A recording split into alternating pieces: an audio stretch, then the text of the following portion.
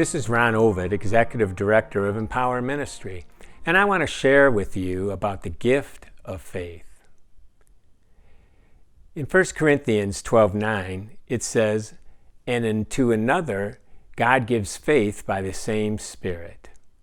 Now, faith means persuasion, credence, or moral conviction. It is an assurance and a belief. The author of Hebrews wrote, "Faith is being sure of what we hope for and certain of what we do not see." The gift of faith involves a prompting from God to trust Him for the supernatural, to continue even when there are difficult circumstances. A person with the gift of faith is fully persuaded that God has the ability to answer prayer and work everything according to His will. It is similar to Acts 20:22 when Paul was drawn irresistibly by the Holy Spirit to Macedonia. When a person with this gift learns about certain situations that seem impossible, God seems to nudge them to trust Him. This nudge or unction is more than a quiet trust. It is an open stepping out and affirming God in the situation. God gives them a sense of assurance in His ability and desire to work in the situation. God did this with Nehemiah in the rebuilding of the temple. Even though he was 1,000 miles away and had no resources, he felt called by God to step out in faith and trust God for the project. A person with this gift feels free to ask God for His intervention without usurping God's sovereignty. Well, what are some benefits of this? Well, the gift of faith encourages the congregation, gives hope to believers, and is a witness to unbelievers. This gift instills confidence in God's ability to help both themselves as individuals and the church as a whole reach the vision that God has for them. But there are some pitfalls. There is a danger in becoming despondent, depressed, or angry when answers don't go our way. Satan uses disappointment to challenge our faith. Even after a great victory over the prophets of Baal, Elijah was despondent because Jezebel did not witness the event and sent people out to kill the prophet. He was so discouraged, he wanted to kill himself. It is also easy to become critical of those who are doubting. Moses became upset with the lack of trust and faith in the people of God.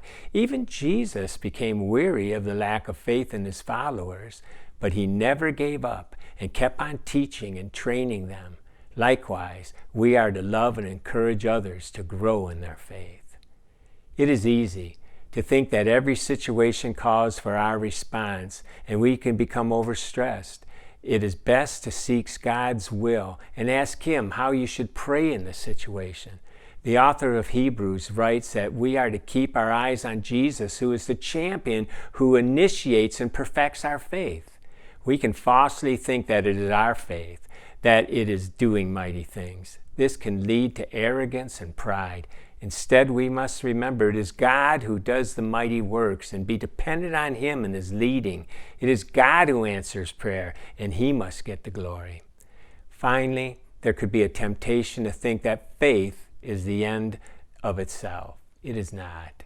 We need to pray for discernment and exercise our faith toward God's true will in the situation. What are some ministry opportunities? Faith is important to the church. You could join a prayer group, be on the mission team, be part of the church leadership and long-range planning committee. If God has given you the gift of faith, then you should use it to support the plans that are being made on behalf of the church.